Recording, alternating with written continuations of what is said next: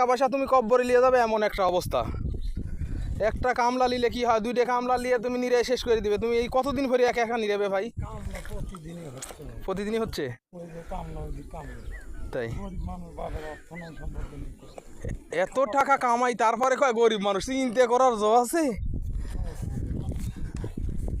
3-4টে ব্যবসা তারপরে কয় যে গরিব মানুষ।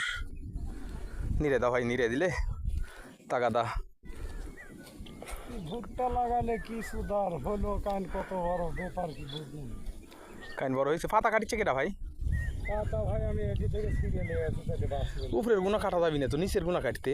না ওই তা যে 1 ফুট পাতা ছিঁড়ে এটি থেকে এই পর্যন্ত না, এই কানিতে 1 ফুট পাতা ছিঁড়ছে আমার বাড়ি এলা। নিচে থেকে কাটলে সমস্যা নেই, কিন্তু উপরে গুণা কাটলে তো মনে করো এখন ভুট্টাগুলো হবি না, তাই না?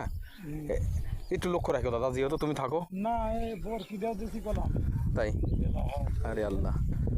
আচ্ছা যাই হোক, তুমি একটু লক্ষ্য রাখো যাতে ওই যে উপরের পাতাগুলা কাটছে, উপরের পাতাগুলো যেন কেউ না কাটে। হ্যাঁ, নিচে কাটলে সমস্যা নেই, কিন্তু উপরে কাটলে সমস্যা। হ্যাঁ, উপরে থেকে কাটলে সমস্যা। কিন্তু ভুট্টাগুলো ভাঙে কি করছে দেখো, ভুট্টাগুলো ভাঙে কি করছে দেখো। 3টে 4টে ভুট্টা, সাইডে 5-6টা ভুট্টা ভাঙছে দেখো। 6টা ভুট্টাই ভেঙে হেলাইছে কিন্তু অন্যায়। কিন্তু এই ভোটটা যাতে না ভাঙে দাদা, এই দেখে একটু লক্ষ্য রেখো। হ্যাঁ,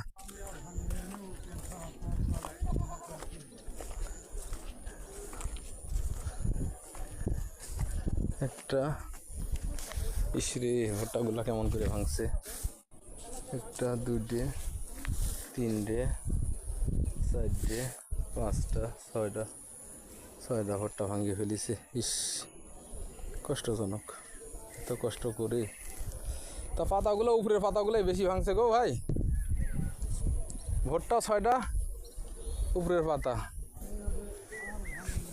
আচ্ছা একটু লক্ষ্য রাখো দাদা, দাবি রইল। আমি খুবই কম আসি যেহেতু, না আমি ওটাই বলতেছি, আমি খুবই কম আসি যেহেতু দূরের জায়গা, এই জন্য বলতেছি। ভুট্টাগুলো আলহামদুলিল্লাহ ভালো হয়েছে, তারপরেও দোয়া করবেন সবাই আলহামদুলিল্লাহ যেন আমার ভুট্টাটা ভালো হয়। তাই সবাই পাশে থেকে লাইক শেয়ার করে দিবেন, আমার অনেক কষ্টের ফসল।